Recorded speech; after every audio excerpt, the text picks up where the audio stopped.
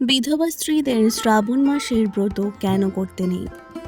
কৈলাস পর্বতের অপার নীরবতার মাঝে একদিন দেবী পার্বতী ভগবান শিবকে একটি অত্যন্ত গুরুত্বপূর্ণ প্রশ্ন করলেন।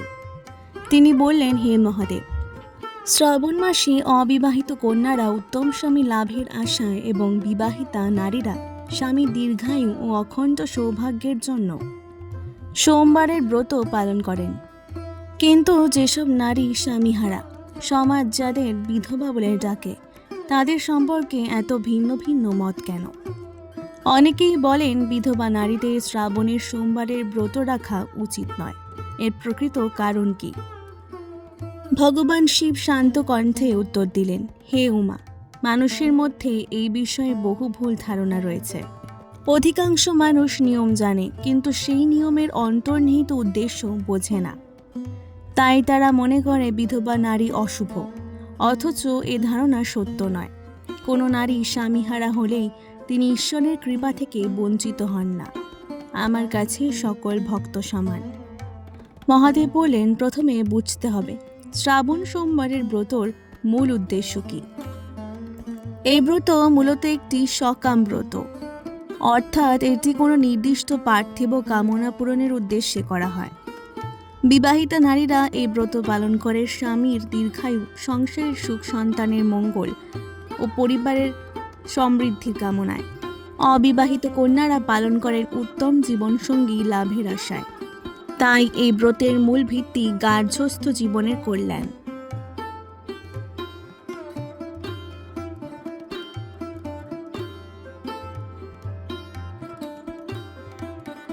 এরপর শিব বলেন, কিন্তু যখন কোনো নারীর স্বামী মৃত্যুবরণ করেন, তখন তার জীবনের পরিস্থিতি বদলে যায়। এর অর্থ এই নয় যে তিনি অপবিত্র বা অযোগ্য হয়ে গেছেন, বরং তার জীবনের সাধনার দিক পরিবর্তিত হয়।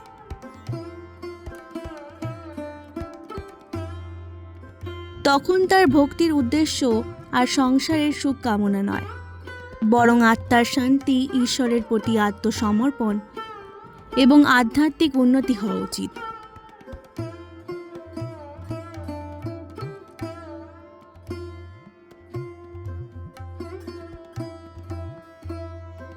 দেবী পার্বতী জিজ্ঞাসা করলেন, তাহলে কি বিধবা নারী কখনোই শ্রাবণের সোমবারের ব্রত রাখতে পারবেন না?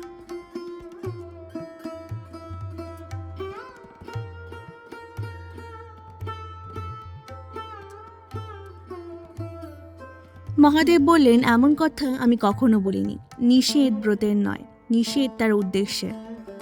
যদি কোনো বিধবা নারী অন্য বিবাহিত নারীদের দেখে মনে করেন, আমার হারানো সংসার ফিরে আসুক, আমার আগের সৌভাগ্য ফিরে আসুক, অথবা ঈর্ষা, অভিমান বা দুঃখের বশে সেই একই কামনা নিয়ে ব্রত করেন, তবে সেই ব্রত তাকে শান্তি দেবে না। কারণ তার মন তখন ঈশ্বরের দিকে নেই, অতীতের দিকে নিবদ্ধ থাকবে।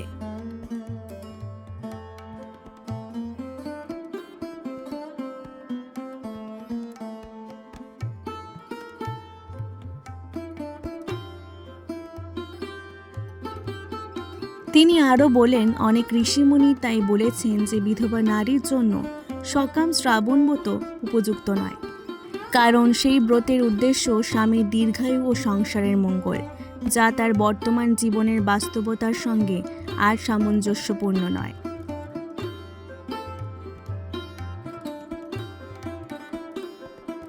কিন্তু এর অর্থ এই নয় যে তিনি শিবের পূজা করতে পারবেন না।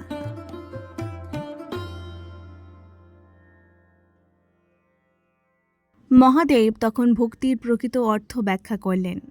তিনি বললেন, দুই ধরনের উপাসনা আছে, সকাম এবং নিষ্কাম। সকাম উপাসনায় মানুষ কোনো না কোনো পার্থিব ফল চায়, আর নিষ্কাম উপাসনায় মানুষ শুধু ঈশ্বরকে চায়। সেখানে ধন, সুখ, সৌভাগ্য বা সংসারের কোনো আকাঙ্ক্ষা থাকে না, শুধু থাকে আত্মশুদ্ধি ও ঈশ্বর প্রাপ্তির ইচ্ছা।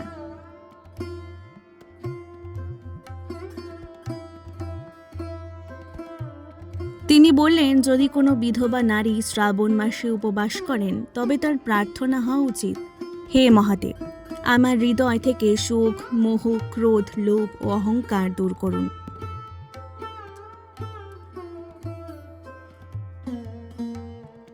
আমাকে আপনার ভক্তিতে স্থির রাখুন, আমার মনকে শান্ত করুন এবং আমাকে সত্য ও ধর্মের পথে পরিচালিত করুন। এই প্রার্থনা নিষ্কাম, এই ভক্তির আমার কাছে সর্বাধিক প্রিয়।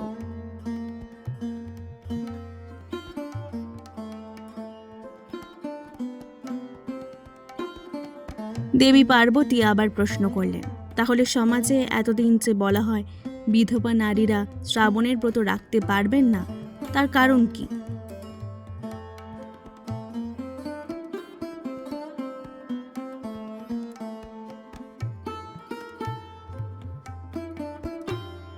মহাদেব বললেন, সময়ের সঙ্গে সঙ্গে মানুষ মূল উদ্দেশ্য ভুলে শুধু নিয়মটুকু ধরে রেখেছে। অনেক স্থানে মানুষ মনে করেছে যেহেতু এই ব্রত স্বামীর দীর্ঘায়ুর জন্য, তাই বিধবাদের তা পালন করা উচিত নয়। এই ভাবনা থেকেই ধীরে ধীরে সামাজিক প্রথা তৈরি হয়েছে। পরে অনেকেই সেই প্রথাকে ধর্মের চূড়ান্ত বিধান বলে প্রচার করতে শুরু করেছে। কিন্তু প্রকৃত ধর্ম কখনো কোনো ভক্তকে ঈশ্বরের উপাসনা থেকে বঞ্চিত করে না।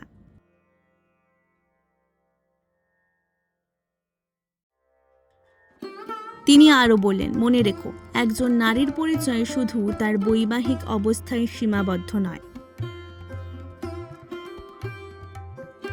তিনি একজন আত্মা, আর আত্মার সঙ্গে ঈশ্বরের সম্পর্ক চিরন্তন। স্বামী থাকা বা না থাকা সেই সম্পর্ককে কখনো পরিবর্তন করতে পারে না।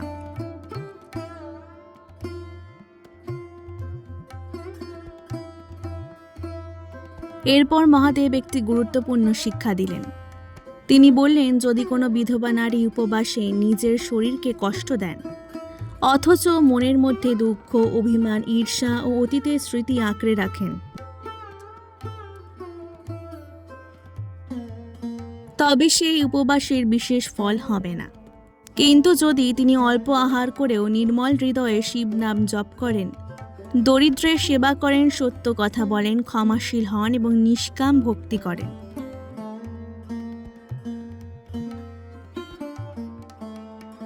তবে সেই সাধনা অসংখ্য উপবাসের থেকেও শ্রেষ্ঠ।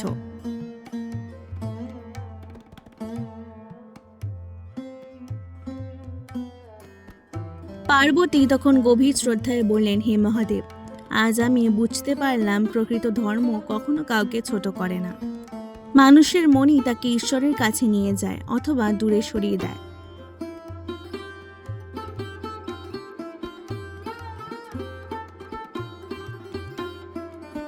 মহাদেব বলেন, ঠিক তাই, আমি বাহ্যিক আচার নয়, ভক্তের অন্তরের ভাব দেখি। যে নিষ্কাম ভক্তি নিয়ে আমাকে স্মরণ করে, আমি সর্বদা তার সঙ্গে থাকি।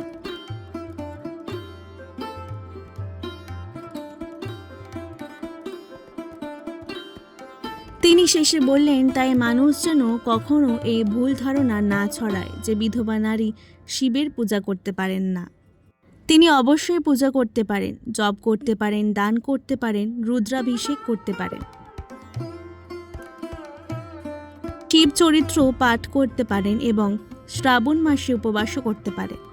তবে তার ভক্তির উদ্দেশ্য যেন পার্থিব আকাঙ্ক্ষা নয়, আত্মিক শান্তি ও ঈশ্বর প্রাপ্তি হয়।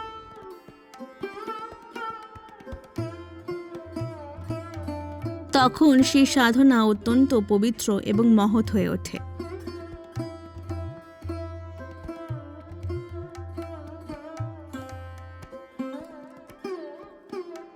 এই শিক্ষা শুনে দেবী পার্বতী ভগবান শিবকে প্রণাম করলেন। তিনি উপলব্ধি করলেন, ধর্মের মূল ভিত্তি কোনো মানুষের সামাজিক পরিচয় নয়, বরং তার অন্তরের বিশুদ্ধতা। তাই শিবের কৃপা লাভের জন্য বাহ্যিক অবস্থার চেয়ে বেশি প্রয়োজন নির্মল হৃদয়, নিষ্কাম ভক্তি এবং ঈশ্বরের প্রতি অটল বিশ্বাস।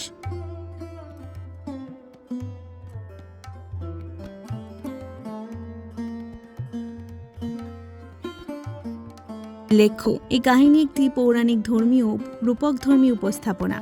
বাস্তবে শিব পুরাণ, গরুড় পুরাণ এবং বিভিন্ন আচার সম্প্রদায়ে এই বিষয়ে ভিন্ন ভিন্ন মত পাওয়া যায়।